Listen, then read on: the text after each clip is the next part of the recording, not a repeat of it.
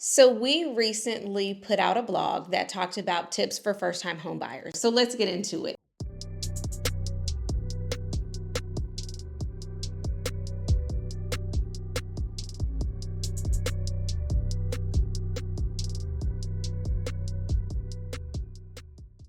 Number one, get your money together, honey. Okay, I don't know why y'all are out here waiting until you found the house of your dreams to get your money in order.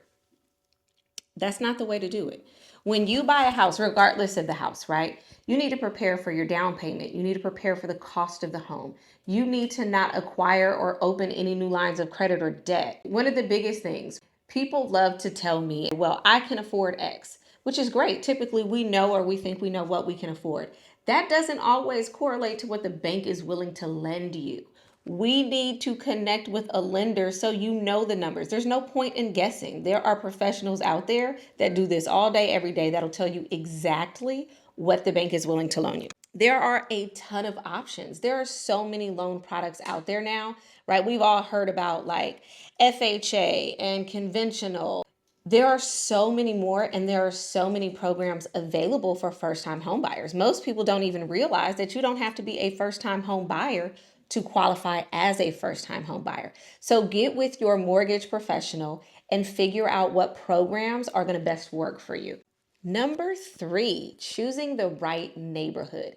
Here's the thing. In every city, there are those neighborhoods that everyone knows about, but those neighborhoods might not be the neighborhood for you. You need to consider what distance you need to be from work, right? School zones, if you have kids. You need to think about lifestyle. The life I live in my head, like the life in my head where it's just me, I'm living in a penthouse somewhere because I want to be close to the action. In real life, I'm living in the burbs, right? I got to spread out with my kids. So you got to figure out what's going to actually meet your lifestyle. So take those things into consideration when looking at neighborhoods. If you hate traffic, you might not want to live downtown. Or maybe if you work downtown, that's where you want to live because you don't want to have to fight to get in and out of the city. So really think about the neighborhood that's right for you. Also, understanding the cost behind the mortgage. So, this is a big one. One of the things that people don't really understand is how a mortgage is bundled. And it's more than just your principal, interest, property taxes, and insurance, right? There's also mortgage insurance. There's so many things you need to understand. So, make sure you get a full breakdown of what the costs are behind the mortgage. Work with the right people. Yes. Let me tell you something. The most expensive thing you can do is go for a cheap agent. I say that because if a person can't negotiate for themselves, how well can they negotiate for you?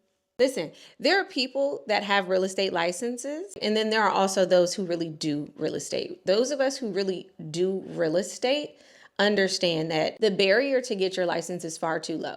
There are so many people out here that have a license that don't really do real estate. And when you're talking about some of the biggest assets that you're going to invest in, you need to make sure that you're guided by the right people, like us over here at Diamond Real Estate Group. Numero seis. You need to make sure you apply for down payment assistance. So many of the programs have changed. And if you can't, that doesn't mean you can't get it. You just need to partner with an agent that knows how to negotiate that into your contract. Down payment assistance is something that you should always be fighting for.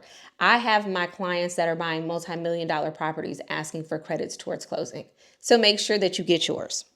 Number seven, learn how to navigate the closing process. And that seems simple. It's not. This is where a lot of people drop the ball. You have to make sure all of your ducks are in a row. And there are things that your agent should be asking that you wouldn't know. Like, for example, is your lender going to fund the deal ahead of time, or are they going to have to wait for the hard copies of documents? Things of that nature. Do you have your wiring instructions so that you can wire your funds to the title company 24 to 48 hours ahead of time, right? Have you made transfer requests for your utilities? A lot of those things happen at the last minute, and if you drop the ball, it could be huge issues. For example, if you forget to schedule your utility transfer, right? The day of closing belongs to the buyer. So the seller schedules their utilities to cancel. What happens if you forget and you close on a Friday, the utility company isn't able to come out until a Monday, and your refrigerator with that good freezer has now just leaked all over your floor? You need to have your ducks in a row and make sure that you are prepared for closing. And that's much more than just signing documents, okay? Number 8, you need to take advantage of first time buyer benefits. You need to, number one, understand how they classify a first time home buyer. I've classified as it many times and I've bought and sold several homes. You need to understand all of the benefits and tax credits available to you. Work with your agent, work with your lender, work with your CPA or whoever is preparing your taxes. There are a ton of opportunities out there for you. You also need to learn the hidden cost in home ownership. That is a video all in itself, but I will tell you, one of the biggest pitfalls of getting a home is not being able to properly prepare for keeping that home. And a big part of that is cost. So check out the blog. You can read all the in-depth tips and check us out. Hit us up if you have any other questions.